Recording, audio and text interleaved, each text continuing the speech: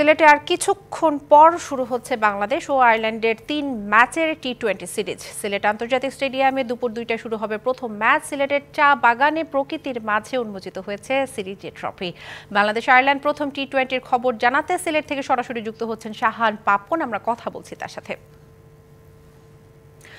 পাপন, নারীদের এই টি-20 সিরিজ ঘিরে স্থানীয়দের মাঝে কেমন আগ্রহ দেখছেন এবং বাংলাদেশকে কতটা আত্মবিশ্বাসী মনে হচ্ছে জানাবেন।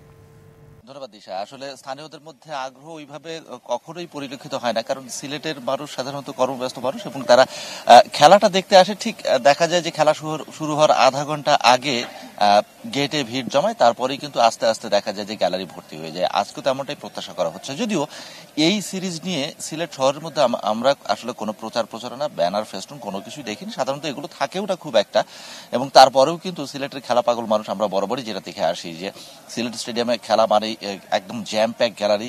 তারা আসলে ভিড় করেন ঠিক আধা ঘন্টা আগে থেকে শুরু করে, এবং খেলা শেষ অবধি তারা আসলে স্টেডিয়ামে বসে খেলা দেখেন। এবং বাংলাদেশ যদি জেতে তাহলে তো কোনো কথাই নেই। রিগেল এম্পোরিয়াম হানিবার্ড অফারে জিতে নিতে পারেন ইন্দোনেশিয়ার বালিতে স্বপ্নের হানিমুন। একেবারে নেচে গিয়ে তারা আসলে স্টেডিয়াম ছাড়ে। তবে আজকেও সেই রকমই কিছু একটা প্রত্যাশা করা হচ্ছে। আর বাংলাদেশের আত্মবিশ্বাস বলতে যদি একটু পিছনে যাই, আজকে বাংলাদেশ নিজেদের 147তম টি-20 খেলতে যাচ্ছে, এবং সেখানে আমরা যেটা দেখতে পেয়েছি যে আসলে 46টা টি-20 তারা জিতেছে এবং বাকিগুলো কিন্তু হেরেছে, একটা আসলে পরিত্যক্ত হয়েছে।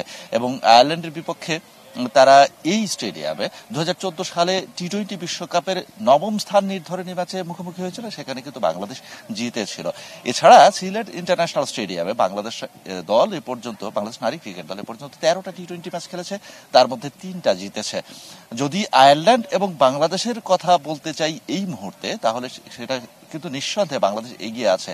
তারা বুঝলাম গতকালকে নিকাট সুলতান জ্যোতি সেটা বলেছেন যে ওয়ানডে সিরিজ জেতার পর আসলে তারা আসলে ওই জয়ের মোমেন্টই আছে এবং সেই মোমেন্টটা তারা ধরে রাখতে চায়, এবং সেটা যদি সম্ভব হয় তাহলে কিন্তু দুর্দান্ত একটা সূচনা হতে পারে সিলেট ইন্টারন্যাশনাল ক্রিকেট স্টেডিয়ামে আয়ারল্যান্ডকে প্রথম টি-20-তে হারানোর মধ্য দিয়ে। দিশা, পাপন, ধন্যবাদ আপনাকে।